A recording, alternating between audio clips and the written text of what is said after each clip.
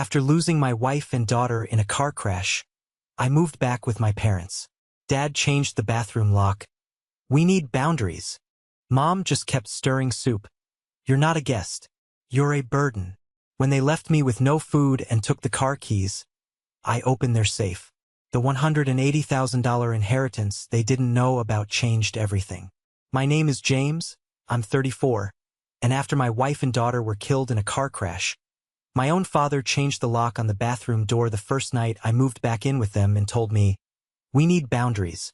Before I tell you how I ended up facing them in a courtroom and taking away the very foundation of their comfortable lives, let me know where you're watching from in the comments below. It helps to know I'm not alone in this.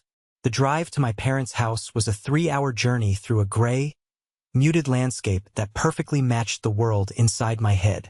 The silence in the car was a living thing, a heavy, suffocating presence in the passenger seat where my wife, Emma, should have been. Just 3 weeks earlier, this same car had been our little kingdom of noise. Our 4-year-old daughter, Lily, would be in the back, singing a song from her favorite cartoon, blissfully off-key.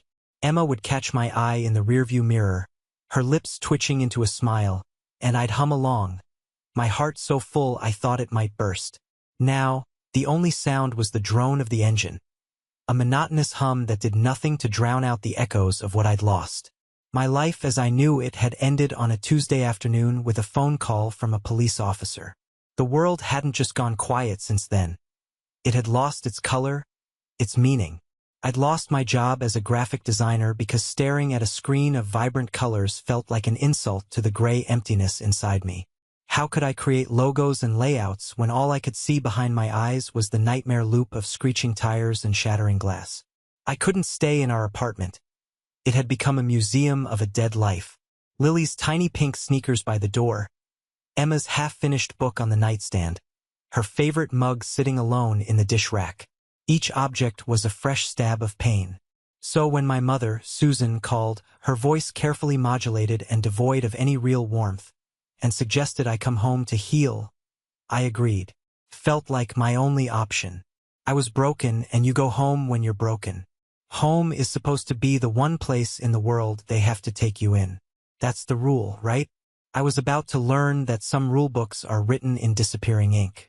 Pulling into the driveway of the house I grew up in, I saw my father, Richard, standing on the porch, his arms crossed over his chest like a sentinel. He watched me get out of the car and haul my 2 heavy suitcases from the trunk, and he didn't move a single muscle to help. Each step up the walkway felt like wading through wet cement. My mother opened the door. Her hug was brief, her hands patting my back in a brittle, awkward gesture. "James," she said, her eyes immediately flicking past me to the state of the lawn. "The edges are looking a bit ragged." They led me not to my old childhood bedroom, the one filled with sports trophies and faded posters, but to the garage. They'd converted it, they said. The reality was a thin, industrial gray rug laid over a cold, stained concrete floor. A fold-out couch that looked like an instrument of torture was pressed against the wall.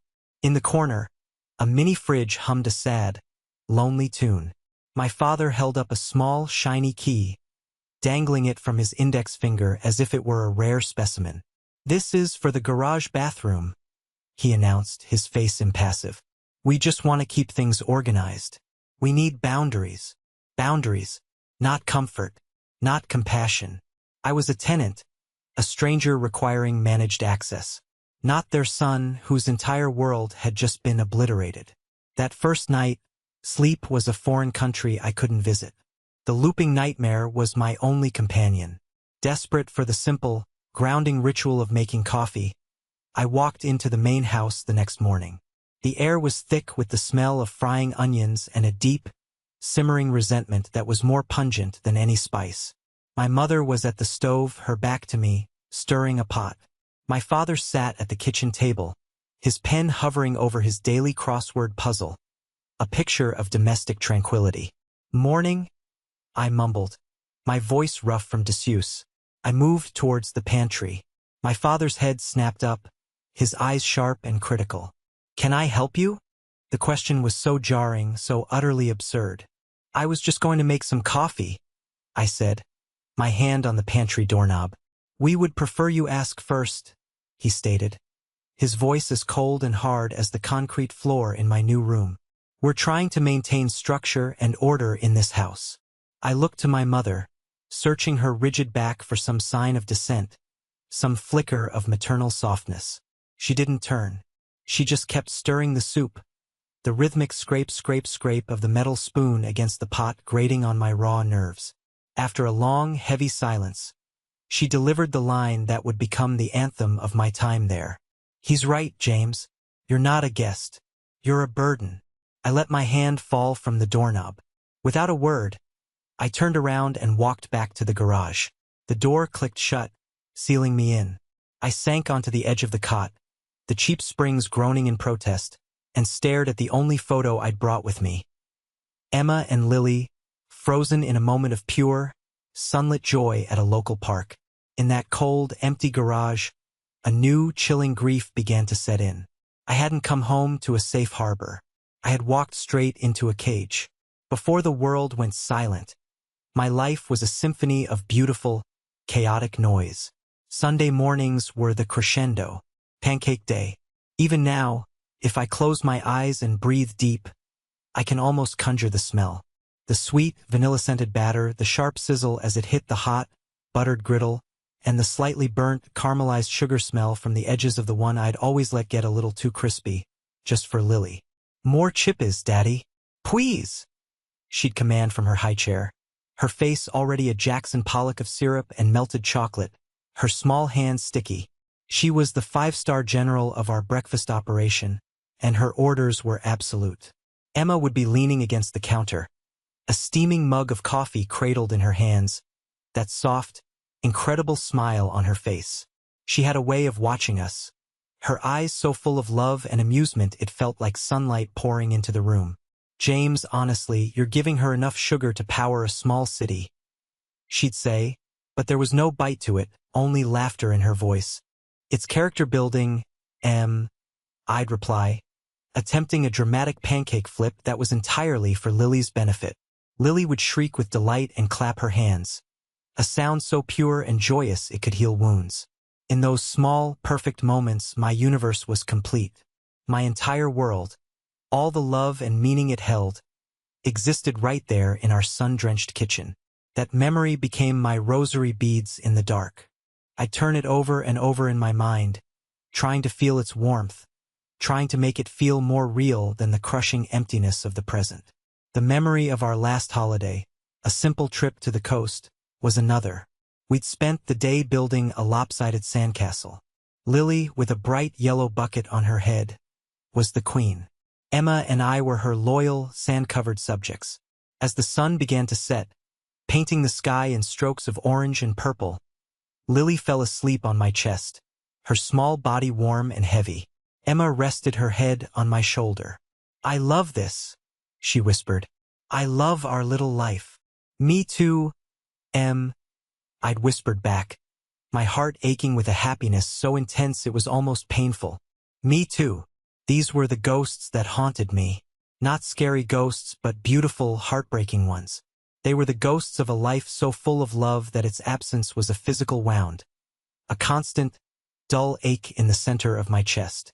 That was the man who came home to his parents, a walking wound. I didn't expect them to perform surgery, just to provide a clean, safe bandage. Instead, they kept prodding the injury, pouring salt on it with a series of small, calculated cruelties that accumulated like 1,000 paper cuts. The day my father demanded I move my car was a prime example. I had parked my modest sedan neatly against the side of the driveway, leaving plenty of room. Nathan's gleaming, oversized pickup truck, a monument to my father's financial backing, was parked at an angle, eating up more than its share of space. "James," my father said, pointing a stern finger, "if you're going to be here, you need to be considerate. Pull your car all the way to the edge. You're taking up valuable real estate." He then turned to Nathan, who was just arriving. "Hey son, leave your truck right there, it's fine." One sweltering Saturday, the ancient air conditioning unit in the main house gave out. My mother fanned herself dramatically, sighing about the cost of calling a repairman on a weekend. "I can probably fix it," I offered quietly. I had always been handy, a skill I'd learned out of necessity, not passion.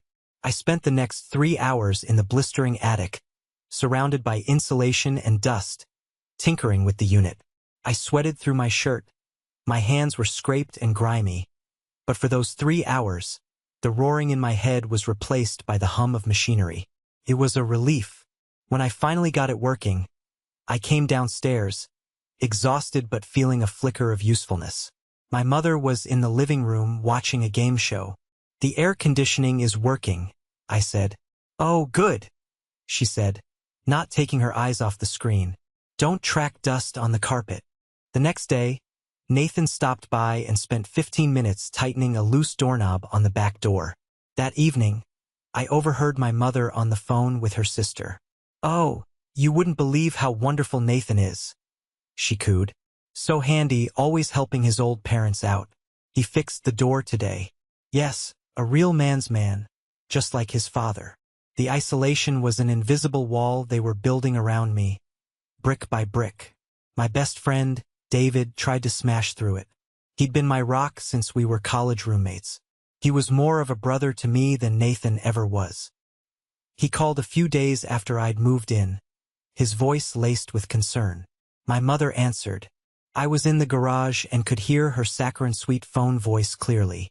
"Evan's residence. Oh, David, how thoughtful of you to check in." "Yes, he's here. He's resting now, poor thing.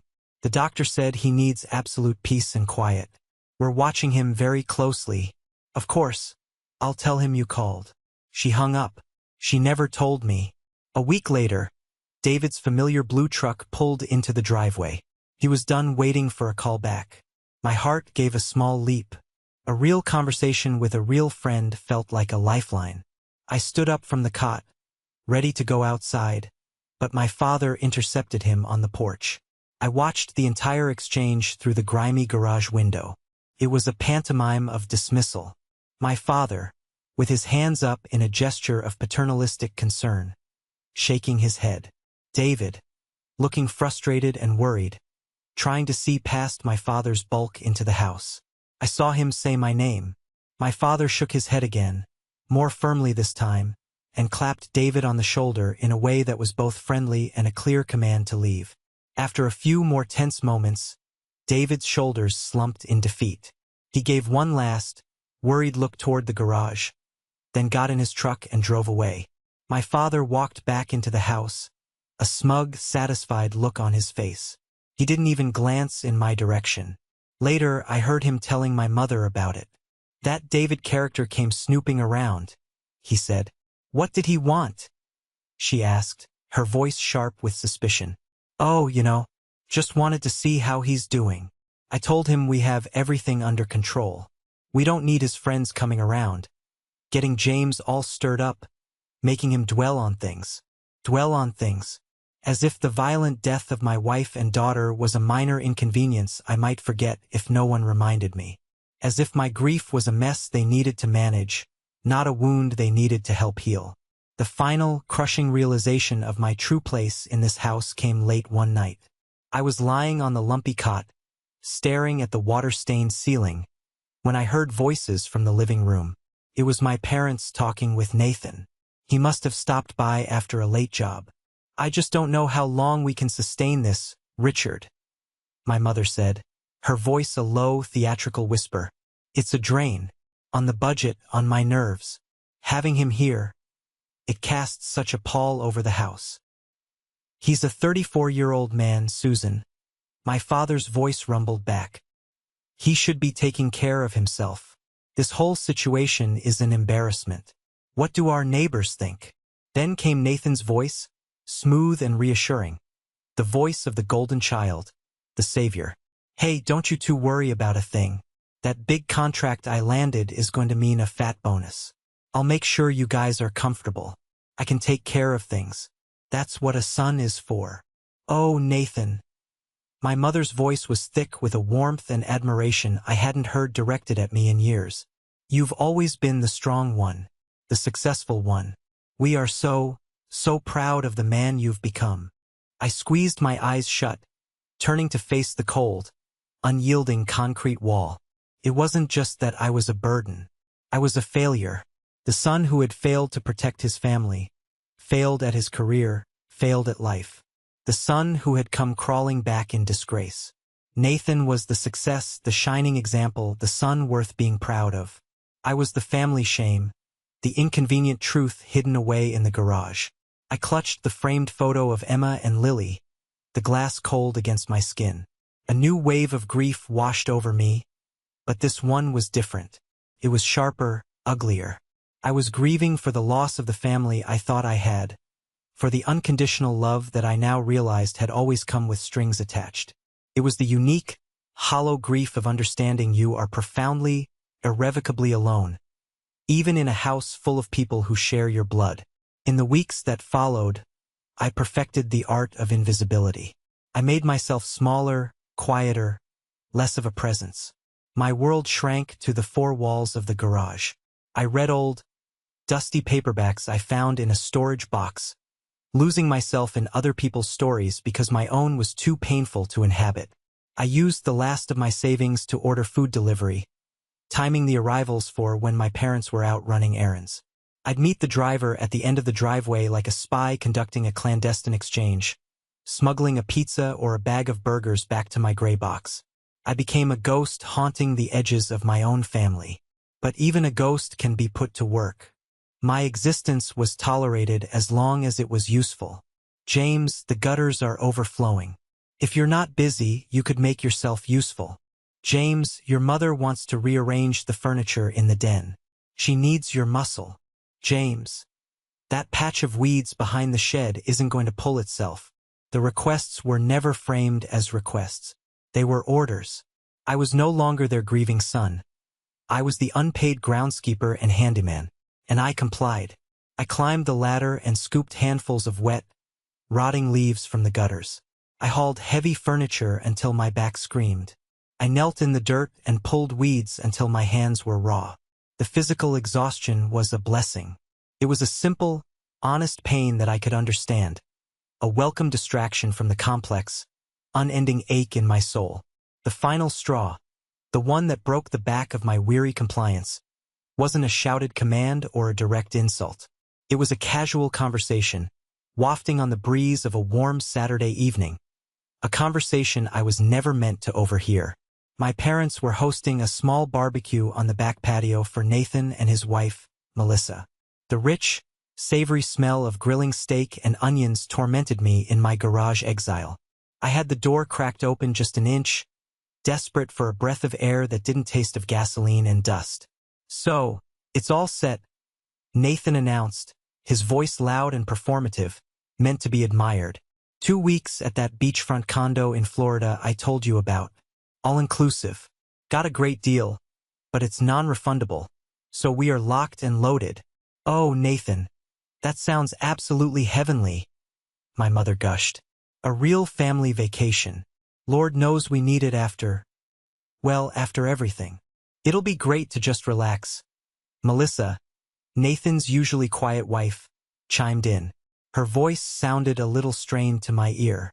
A cold, hard knot formed in my stomach. A family vacation. I held my breath, listening, waiting for someone, anyone, to say my name.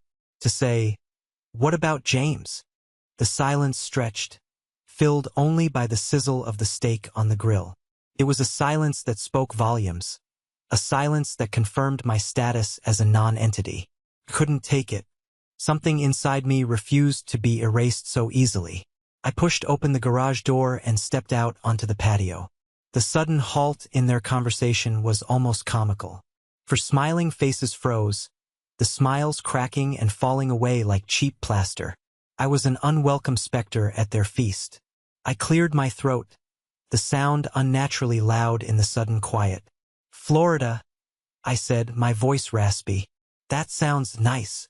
My father placed his beer bottle on the table with a sharp, deliberate click.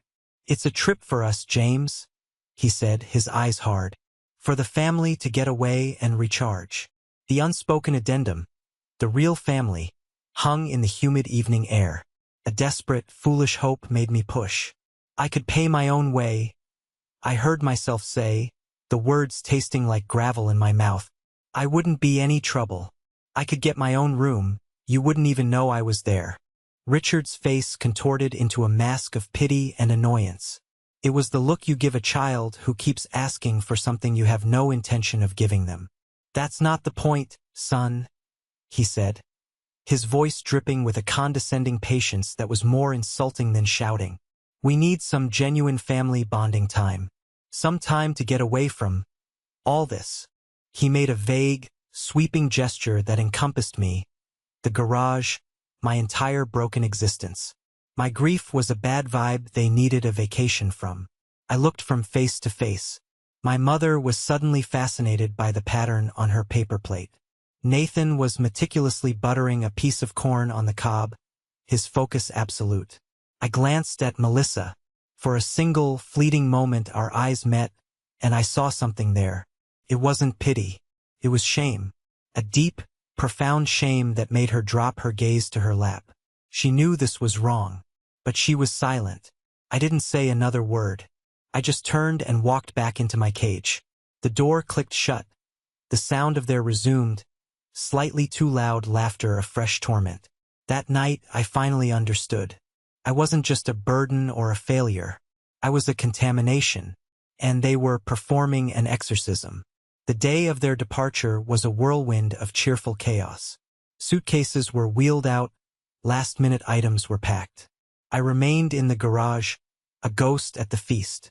Just before they piled into my father's gleaming Lincoln, he appeared at my door. "James," he said, his tone brisk and businesslike. He wouldn't meet my eyes. "I'm going to need the keys to your car." I just stared at him, my mind unable to process the request. "Why? It's just a safety measure," he said, waving a dismissive hand. You haven't been yourself. You're unstable. We can't have you driving around, getting into another. He didn't say the word accident, but he didn't have to. He had taken the most traumatic event of my life and honed it into a sharp, cruel weapon. He was using the death of my wife and child as a justification to imprison me. "Another accident?" I whispered, the words feeling like broken glass in my throat. "You know what I mean," he said impatiently, holding out a demanding hand. "Don't be difficult. We're just looking out for you. We'll give them back when we get home." My body moved on its own, my hand reaching into my pocket and pulling out the keys. They felt impossibly heavy. I dropped them into his waiting palm, my only means of escape. "Right then," he said, pocketing them without a thank you. "We'll be back in 2 weeks." He started to walk away. A sudden cold panic seized me. "Wait," I called out. "What am I supposed to do for food?" He paused, turning back with an expression of genuine annoyance. "What about it? There's plenty of food in the house. But I haven't been. I can't," I stammered, gesturing towards the main house. "I've been ordering food in. My money's almost gone." He shrugged, a gesture of absolute indifference. "Well, maybe this will be a good opportunity for you to practice some fiscal responsibility," he said, and then he was gone. I listened to the car doors slam, the engine roar to life, the sound of their excited chatter fading down the street. The ensuing silence was absolute. Hours passed. A deep, gnawing hunger began to claw at my stomach. I hadn't eaten since the day before. The mini-fridge was empty, save for 2 bottles of water. "There's food in the house," he'd said. Maybe, in a final, twisted act of mercy, he'd left something for me. I walked into the eerily quiet house. Felt like trespassing. I went to the pantry and turned the knob. It didn't move. I tried again, jiggling it. Nothing. It was locked. I leaned in, my eyes tracing the frame of the door until they landed on the source. A new, shiny, brass-colored padlock. I stood there, frozen, my hands still on the doorknob. My brain simply refused to compute the data. This wasn't an oversight. This wasn't a misunderstanding. This was a deliberate act. They hadn't just taken my freedom. They had taken my food. They had put me in a cage and were now, quite literally, planning to starve me out. And in that moment, something inside me that had been dying for months didn't just snap. It vaporized. The grief, the sadness, the numbness. All of it was incinerated in a blast of pure, white-hot rage. It was a rage so clean and so total it felt like clarity. My feet carried me, on their own volition, down the hall to my father's study. His inner sanctum. The room with the big, imposing oak desk and the heavy, old-fashioned safe hidden behind a cheap painting of a clipper ship. I knew the combination. How could I not? He'd used the same 3 numbers for my entire life. Their wedding anniversary and my mother's birth year. He was a man of immense arrogance and zero imagination. My fingers, surprisingly steady, turned the dial. Left to 24. Right to 11. Left to 52. The heavy clunk of the bolt retracting was the sound of my liberation. I swung the heavy steel door open. Inside were neat stacks of insurance papers, my mother's jewelry box, and a metal box full of cash. I wasn't a thief. I was an escapee. I was requisitioning supplies. I opened the cash box. It was full of 20s and 50s. I counted out $300. Just enough for a bus ticket, a cheap motel, a few days to breathe. I found a notepad on his desk, the one he used for his smug morning crosswords. My hand was perfectly steady as I wrote a short, simple message. You took my keys. You locked the food. I am not your prisoner. I left the note on top of the remaining cash. I wanted it to be the first thing he saw. I walked back to the garage, grabbed my wallet, my laptop, and the framed photo of my family. I used my phone, the one piece of junk technology they'd underestimated, and called for a ride. As I walked out the front door into the waiting car, I didn't look back. The house I grew up in was just a building now. It had ceased to be my home the moment that padlock clicked shut. The motel room smelled of stale cigarette smoke and industrial cleaner, but to me it smelled like freedom. The walls were a depressing shade of beige. The carpet was thin and stained, but it was the most beautiful place on earth. It was anonymous. It was a sanctuary. There were no ghosts of my past life here. No judgmental eyes following me. No suffocating expectations. There was just the rattling hum of the window air conditioning unit and the glorious, empowering click of a lock on a door that only I could open. For the first time in what felt like a lifetime, I could actually breathe. I took a deep, shuddering breath, and it didn't hurt. But the relief was quickly followed by a cold tide of reality. I sat on the edge of the stiff, scratchy bedspread and took stock. I had $300, a laptop with a dying battery, the clothes on my back, and a single framed photograph. I had escaped the cage, but I was now adrift in a vast, indifferent ocean. The rage that had fueled my escape was beginning to cool, and in its place, the familiar, terrifying void began to open up. What now? Where do I go from here? With a sense of robotic purpose, I plugged in my laptop and booted it up. The familiar glow of the screen was a small anchor in the swirling chaos of my thoughts. Out of a habit I couldn't explain, I logged into my online bank account. I just needed to see the number, to know exactly how many days or hours my $300 would buy me before I was well and truly on the street. The page loaded. My eyes scanned the summary, and then they froze. Checking account balance, $183,452.17. I blinked. I rubbed my eyes and leaned closer to the screen, certain it was a mistake, a cruel glitch in the matrix. But the number remained solid and unwavering.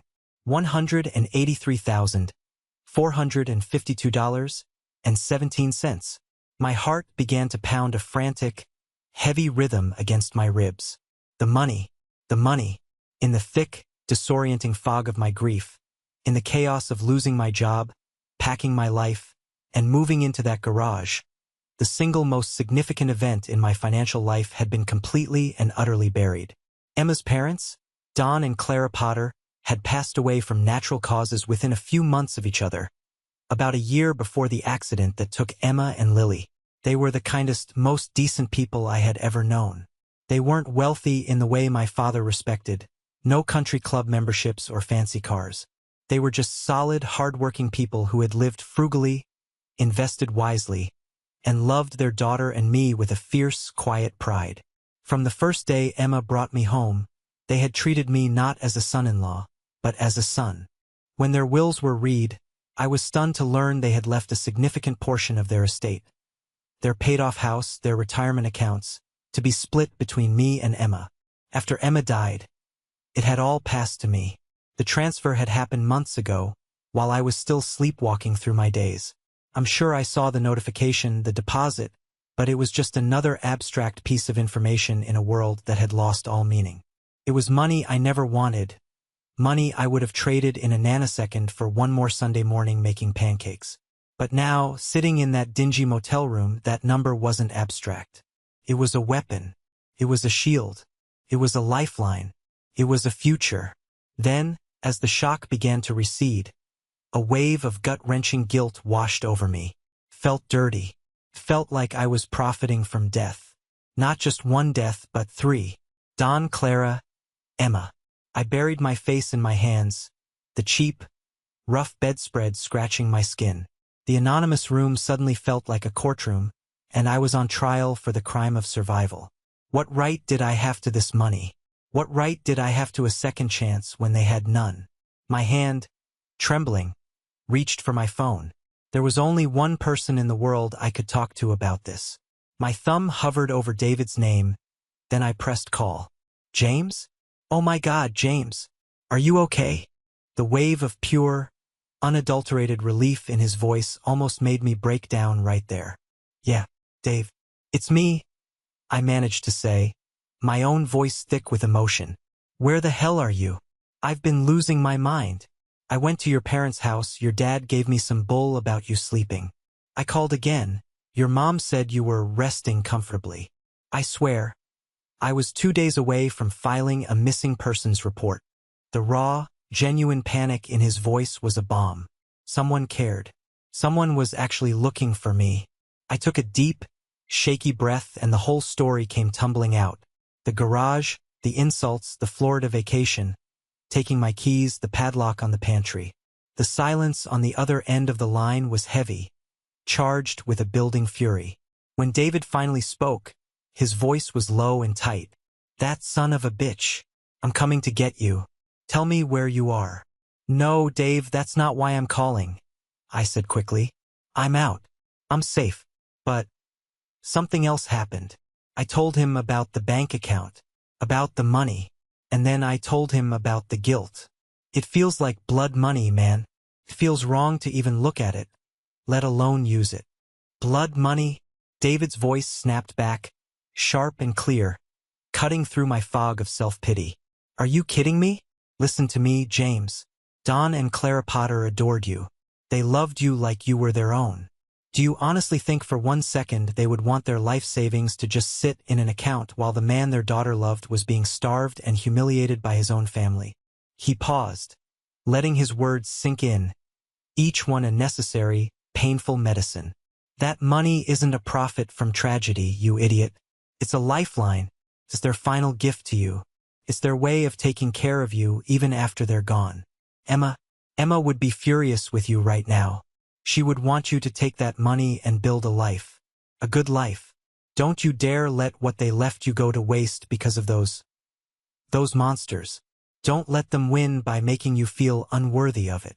His words, blunt and full of a fierce, protective love, were like a bucket of ice water to the face. He was right. This wasn't a betrayal of their memory. Using this money to save myself, to build a new life, was the only way to truly honor it. To live a life that Emma and her parents would have been proud of. To be the man they loved, not the broken shell in the garage. A new kind of resolve, cold and hard as steel, settled deep in my bones. Thank you, Dave, I said, my voice steady for the first time in months. Seriously, thank you. Anytime, brother, he said, his voice softening. That's what I'm here for. So, what's the plan? A plan was already forming, my fingers flying across the laptop keyboard. I have an idea, I said, a grim smile touching my lips for the first time in a very long time. I'm not just going to survive. I'm going to build something. I spent the next 48 hours in that motel room not as a victim, but as a general planning a campaign. I wasn't looking at mansions or sports cars. I was looking for foundations.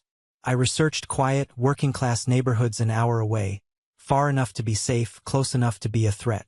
I found a modest duplex for sale. It was unassuming, but it was solid. It was a start.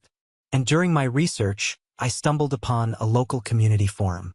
I saw a post from a man named Marcus, a single father with 2 young kids. He was a carpenter, had lost his job during the pandemic, and his family was days away from being evicted. His post wasn't asking for a handout. It was filled with a quiet, desperate dignity as he asked for leads on any kind of work. I understood that desperation. I recognized that dignity. An idea clicked into place, a way to use this lifeline not just for myself, but to pay forward the profound kindness the Potters had shown me. I wasn't just going to buy a house. I was going to create a home. For me and for someone else who deserved a second chance. The cage was a memory. It was time to see what I could build with the key I'd been given. Took 3 full days for my father to call. I was in a small, furnished corporate apartment I'd rented on a month-to-month basis. An anonymous, temporary base of operations while the sale of the duplex went through the sluggish channels of escrow. My phone buzzed on the cheap table, my father's name glowing on the screen. I calmly pressed the ignore button and let it go to voicemail. The message he left was a predictable masterpiece of narcissistic rage. It wasn't the voice of a worried father. It was the voice of a king whose authority had been challenged. James, what in the living hell do you think you're doing? You broke into my private safe. That's breaking and entering. That's theft. You have 24 hours to return the money you stole and get yourself back to this house. Or I swear to God, I am calling the police. I'll have you arrested. Do you understand me? I listened to the sputtering threats, a strange sense of detachment washing over me. The James who lived in the garage would have been paralyzed with fear. But fear was a luxury I could no longer afford. He had used up all my fear. All that was left was a cold, hard clarity. What could he possibly do to me that was worse than what he'd already done? I texted him back a single, simple sentence. Tell them you locked up the food. The calls stopped. The threats of police action vanished. But the silence didn't mean peace. It just meant they were regrouping, plotting a new line of attack. The harassment campaign began a few days later. It was classic psychological warfare, designed to make me feel watched and unstable. A car that looked exactly like my brother Nathan's would drive slowly down my new, quiet street before speeding away the moment I looked out the window. Hang up calls to my cell phone at 2 in the morning, leaving only a dial tone and a racing heart. Then came the letters. My mother's elegant, looping cursive on expensive, cream-colored stationery. Her words were a toxic cocktail of guilt and passive aggression. James, I lie awake at night, my heart just breaking for you. I don't know what's gotten into you. Your father and I are sick with worry. After we opened our home to you, after we gave you a place to stay when you had nothing, this is how you repay us by stealing from your own father and running away like a common criminal. You are breaking your mother's heart. And I pray you come to your senses before you do something you can't take back. They were trying to drag me back into their narrative, to cast me as the ungrateful, unstable villain and themselves as the benevolent, long-suffering parents. It was so transparent it was almost laughable. Every letter I tore up, every silent call I ignored, only hardened my resolve. They weren't worried about me. They were furious that their asset, their live-in servant, had liquidated himself and disappeared. The duplex sale finally closed. I stood in the empty half of the house that was now legally, irrevocably mine. The smell of fresh paint and new beginnings filled the air. It was small, it was simple, but it was a fortress. I had an appointment to meet Marcus that afternoon to show him the other unit, the key to his family's future in my pocket. Just as I was locking up to leave, a black Lincoln screeched to a halt at the curb. My father and Nathan got out, their faces grim and thunderous, and stormed up the walkway like a 2-man invasion force. I had known this confrontation was inevitable. I felt my heart rate quicken, but it was with adrenaline, not fear. There you are, my father barked, his eyes sweeping over the modest house with a look of utter contempt. living it up in your new palace while your mother is at home, crying her eyes out over what you've done. Mom doesn't cry, Dad, I said, my voice surprisingly even. She gets quiet and polishes the silver. There's a difference. The blunt truth of that statement seemed to momentarily throw him off his script. Nathan, ever the loyal bulldog, stepped forward, puffing out his chest. Where did you get the money for this place, James? He demanded, trying to sound intimidating. You must have gone back and cleaned out the safe. Did you steal Mom's jewelry, too? I didn't steal a single thing, I said, looking him dead in the eye. My father let out a harsh, disbelieving laugh. Oh, really? So this house just materialized out of thin air? We know you lost your job. We know you were broke. You have nothing, James. You are nothing without us. That, I said softly, is where you are profoundly mistaken. He took a step closer, his shadow falling over me. He lowered his voice to a menacing growl, the one he used when he wanted to make it clear he held all the power. I'm going to make this very simple for you. You are clearly not well. You are mentally unstable and having a complete breakdown. As your father, it is my duty to get you help. So here's what's going to happen.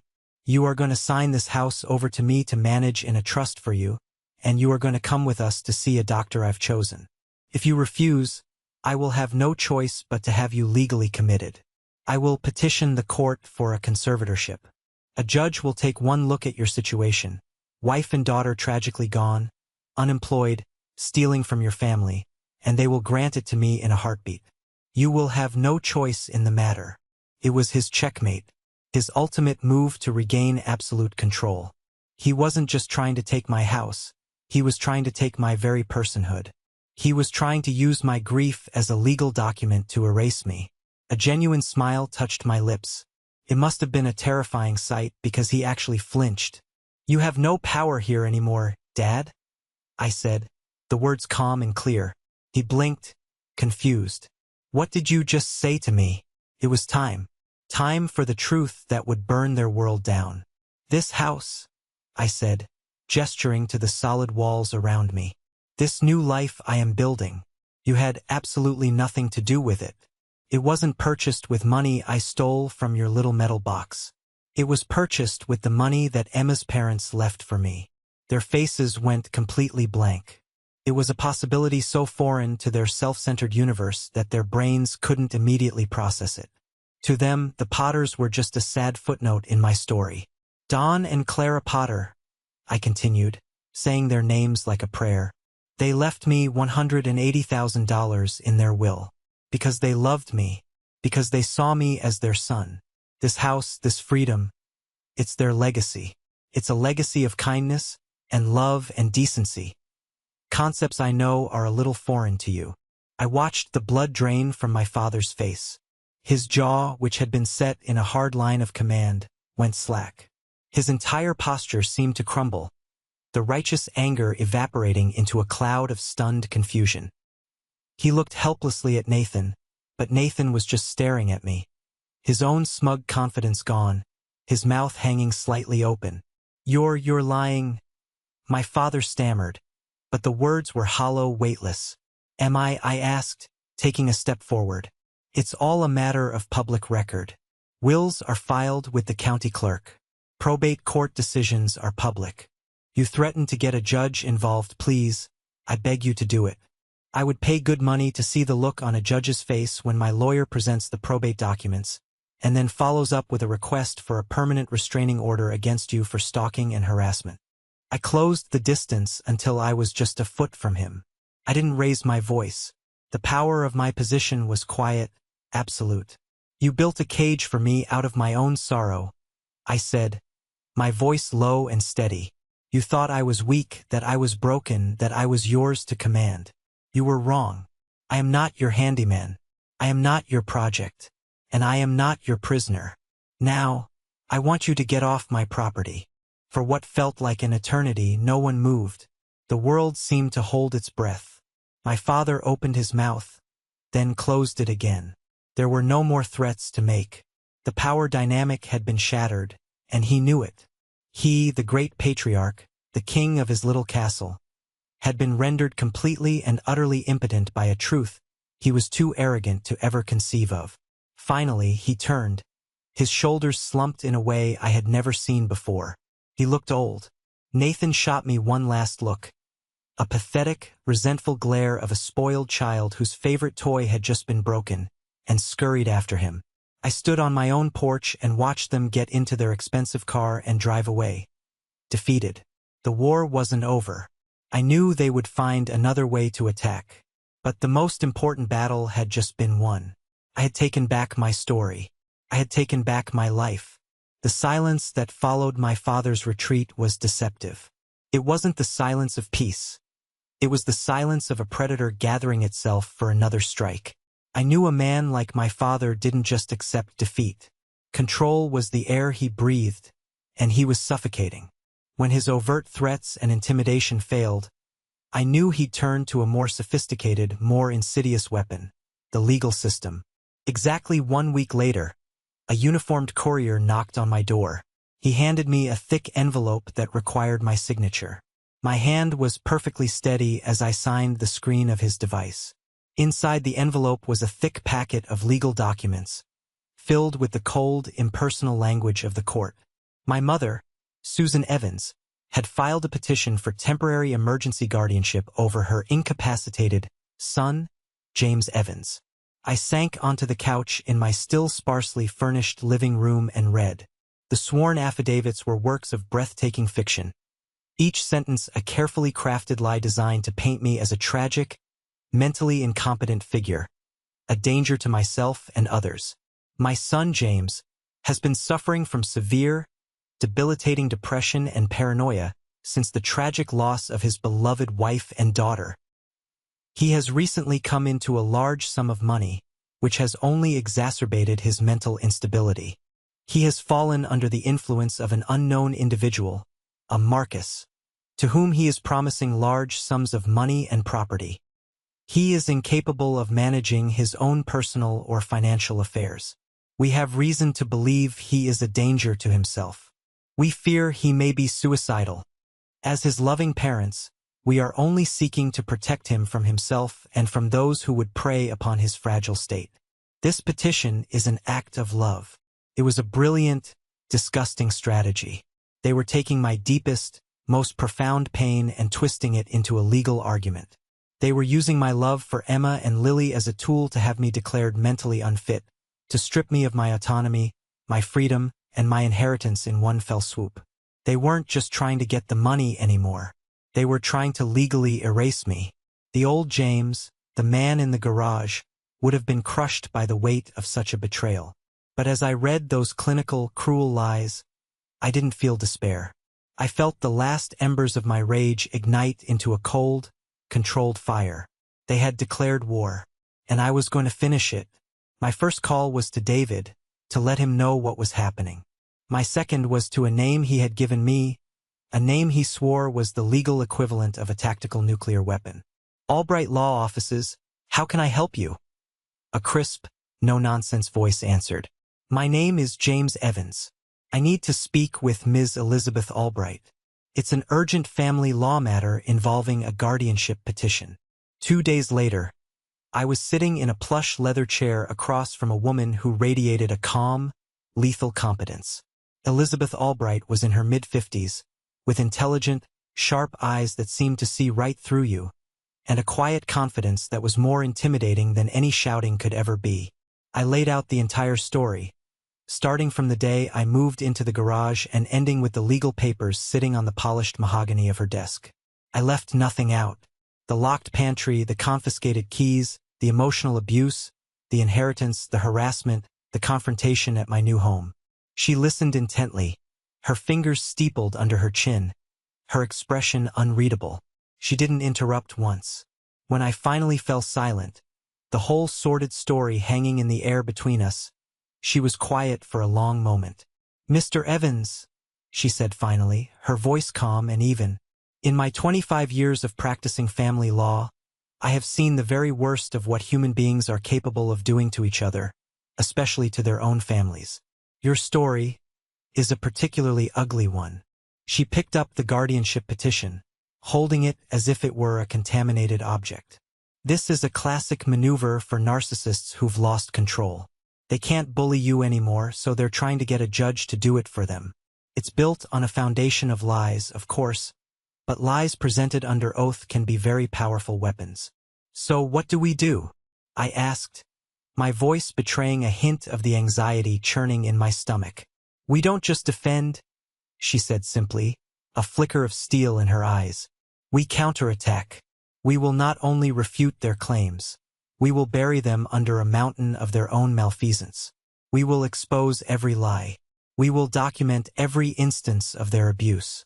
We will paint a picture for the court, not of concerned parents, but of calculating, greedy predators. She leaned forward, her eyes locking onto mine. But I have to ask you a question. You've told me what they did. Now I need you to speculate. Is there any other reason they would be this desperate? This isn't just about control, it's about money. Is there something else going on with their finances? Her question made me think. I sifted through the memories, the offhand comments. He was always obsessed with money, I said slowly, and with Nathan's business. Always talking about projected earnings and market share. He looked down on my career as a graphic designer because it was stable, not flashy. I paused, a specific memory surfacing. Right before everything happened, I remember my father being stressed. He made a comment at dinner about Nathan needing a significant cash infusion to land a big commercial contract. I didn't think anything of it at the time. I just assumed he was complaining as usual. Ms. Albright's eyes narrowed almost imperceptibly. A gut feeling is often more reliable than a spreadsheet, Mr. Evans. They saw you as a financial burden. Then suddenly you became a source of wealth they didn't know about. And you took that wealth and walked away from their control. They were livid, I confirmed. They kept accusing me of stealing more from the safe, even after I told them about the inheritance. They are projecting, Ms. Albright said. People often accuse others of the very things they are guilty of themselves. This gives us an opening. She tapped the petition. They have opened the door for your life and finances to be scrutinized by the court. We're going to walk through that door and turn the floodlights on their lives. I work with an excellent private investigator. He's a former forensic accountant. He's discreet and he's a bulldog. I want your authorization to have him do a full financial workup on your parents and your brother. And, with your permission, I want him to carefully review your own accounts for the period you were living with them, just in case you missed anything in the fog. The thought of unleashing a private investigator on my own family felt like a monumental step, a Rubicon to be crossed. But they had already burned the bridge. This wasn't a family dispute anymore. It was war. Do it, I said, my voice hard and clear. Do whatever it takes. Good, she said, already making a note on her legal pad. A faint, steely smile touched her lips. They wanted a fight, Mr. Evans. We'll give them a war they will deeply regret ever starting. I walked out of her air-conditioned office and into the bright sunlight, feeling a weight lift off my shoulders. I wasn't a lone soldier anymore. I had an army. The weeks leading up to the court hearing were a strange combination of quiet anxiety and purposeful action. I poured my energy into my new life, into building something good out of the wreckage. I met with Marcus, a quiet, gentle man with kind eyes, and the weary posture of someone who had been fighting a losing battle for too long. I walked him through the other half of the duplex, his future home. When I explained the rental agreement to him, $1 a month until he was back on his feet and could afford to pay a fair rent, with an option to buy later if he chose. He simply stared at me, his eyes filling with tears, completely unable to speak. That silent, grateful handshake was more satisfying than any courtroom victory could ever be. A week later, he and his 2 young children moved in. The sound of their laughter echoing through the shared wall was a strange and wonderful music, a sound of life returning.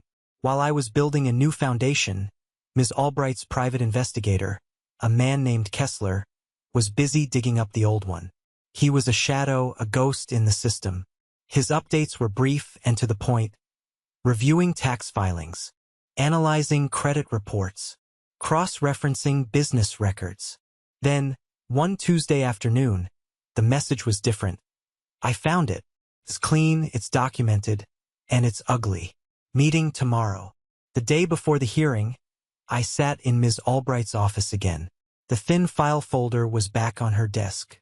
Kessler is very, very good at his job, she said, her voice cool and professional, but with an undercurrent of satisfaction. It's exactly as you suspected, but worse. She opened the folder. Inside were copies of my own bank statements from the 3 months I was living in my parents' garage. Kessler had highlighted a series of unauthorized online transfers. They started small, $200 here, $300 there. Then they escalated. A transfer for $2,500. Another for $5,000. The total came to $9,150. I don't understand. I stammered, my mind reeling. I never made these. No, you didn't, she said, sliding a second set of documents across the desk. They were credit card statements belonging to my brother, Nathan. And on them, highlighted in the same yellow, were a series of corresponding purchases. For first class, round-trip airline tickets to Fort Myers, Florida. A deposit on a luxury beachfront condo rental. A charge for a deep-sea fishing charter. The dates and amounts lined up almost perfectly. How? I whispered, the word catching in my throat. Your father's study, she said grimly. Kessler is certain. They got your personal information from the financial documents you must have had stored there. Your social security number, your banking passwords from an old notebook, your mother's maiden name, the answer to every security question. They had everything they needed to drain your account while you were trapped in the garage, mourning your family. They were stealing from you to fund the very vacation they were rubbing in your face. The sheer, breathtaking hypocrisy of it all left me speechless. They had called me a thief for taking $300 to buy my freedom, while they had been systematically looting my account for thousands to pay for their leisure. The best defense is a good offense, Ms. Albright said, her eyes hard as diamonds. A classic abuser tactic. They accused you of the very thing they were guilty of. We have them, James. We have them dead to rights. The courtroom was a cold, formal, intimidating space. My parents sat at the opposing table with their expensive-looking lawyer. They were dressed for their roles. My mother in a conservative dress, dabbing at a perfectly dry eye with a lace handkerchief. My father in a somber suit, the very picture of a grave, concerned patriarch. Nathan sat behind them, his face arranged in a mask of smug sympathy. Their lawyer went first, his voice dripping with feigned compassion. He wove a tale of my tragic decline, my mental fragility, my poor, clouded judgment. He presented me as a broken man, easily manipulated, a man who desperately needed the firm, loving guidance of his parents to protect him from himself. Then it was Ms. Albright's turn. She rose, a figure of calm, controlled power. She didn't start with the money. She started with the abuse. She systematically dismantled their narrative of the loving home. She presented large, clear photographs of the garage. She submitted sworn affidavits from the food delivery drivers. She had phone records detailing the harassing calls. She called David to the stand, and he calmly and clearly testified about being turned away at the door by my father. With every piece of evidence, every testimony, I could see the carefully constructed masks on my parents' faces begin to crack. Then, she turned her attention to my father, who was now squirming in his seat. Mr. Evans, you state in your sworn affidavit that you are only acting out of love and a deep concern for your son's well-being. Is that correct? Yes, of course, he boomed, trying to project authority. He is my son. I love him. And is it your testimony that this love and concern is what motivated you to take your son's car keys, effectively imprisoning him, and to place a padlock on the pantry, leaving him with no access to food? My father's face flushed a deep, ugly red. That's being taken out of context. We were trying to help him, to establish a routine of starvation and isolation. Mr. Evans? Ms. Albright asked, her voice dangerously soft. She moved on, her questions like a surgeon's scalpel, cutting away the layers of lies until only the raw, ugly truth of their greed was exposed. Finally, she delivered the killing blow. "Your Honor," she said, addressing the judge directly, "my client stands accused of being financially irresponsible and a danger to his own estate. The petitioners claim he cannot be trusted with his own money. At this time, I would like to present evidence that shows precisely who the financially irresponsible and untrustworthy parties are in this family." She placed the highlighted bank statements, the credit card bills, and the vacation receipts on the court's projector. The documents filled the screen for the entire courtroom to see. On the left, you will see my client's bank statements, showing over $9,000 in unauthorized withdrawals. On the right, you will see the corresponding receipts and credit card bills for a first-class vacation to Florida, enjoyed by Mr. and Mrs. Evans and their other son, Nathan. A vacation that occurred during the exact time frame as the thefts from my client's account. A collective gasp rippled through the gallery. I watched my father's face go from red to a pasty, sickly gray. My mother looked like she was going to be physically ill. Nathan seemed to shrink in his seat, trying to disappear. I saw his wife, Melissa, sitting in the back row. She stared at the screen, then at her husband, and her face transformed from shock to pure, unadulterated disgust. Ms. Albright turned to my father one last time. "Mr. Evans, in your sworn petition to the court, you conveniently failed to mention that you and your son had already helped yourselves to thousands of dollars from the very person you claim to be protecting. Was there a particular reason for that omission?" My father opened and closed his mouth like a fish, but no sound came out. The king had been dethroned. The patriarch was naked. They were done. The judge, a stern-faced woman with eyes that had clearly seen everything, looked down at them from her bench, her expression one of utter contempt. "The petition for guardianship is hereby denied with extreme prejudice," she announced, her voice ringing with authority in the now silent room. "I find the petitioner's claims to be not only without merit, but frankly, despicable and morally bankrupt. This court will not be used as a tool for financial abuse and elder, or in this case, younger, fraud." She looked directly at Ms. Albright. "Counselor, I trust this evidence of criminal fraud will be delivered to the district attorney's office post-haste." It was over. I had won. But as I watched my family's world implode, I didn't feel the rush of triumphant joy I had anticipated. I just felt a deep, quiet, profound sense of relief. The relief of a man who had finally been heard.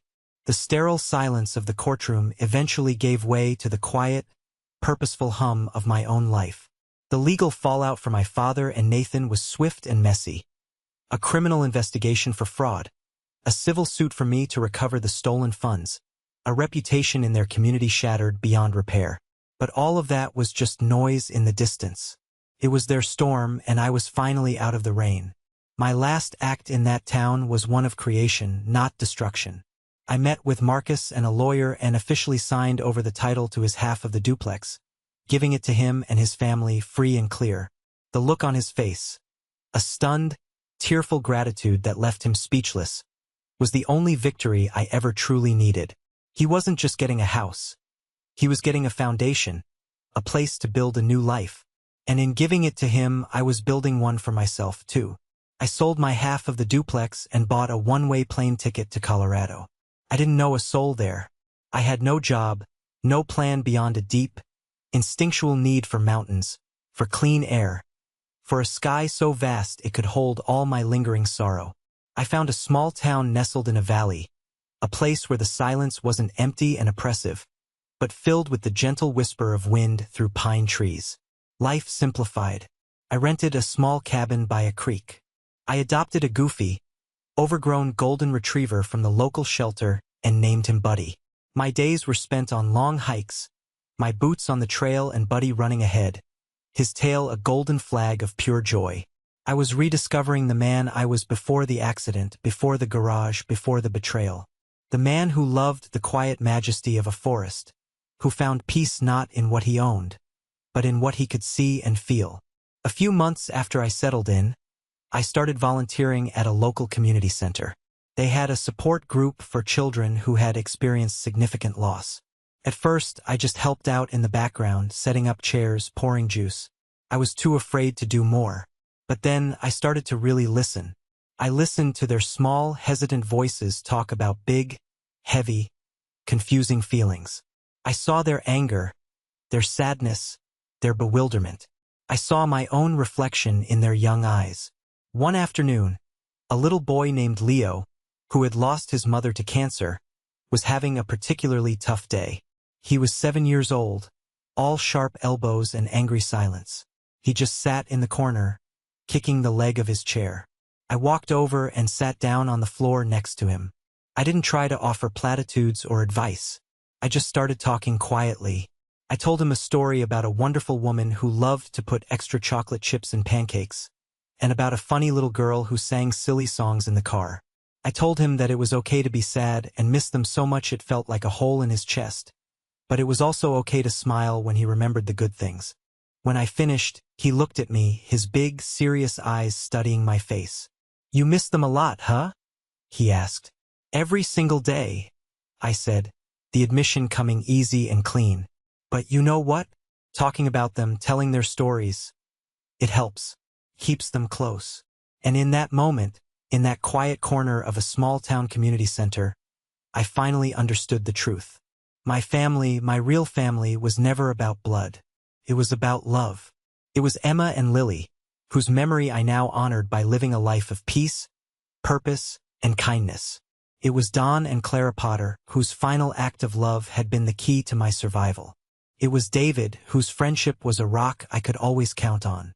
It was Marcus and his kids, whose laughter was the sound of a new beginning.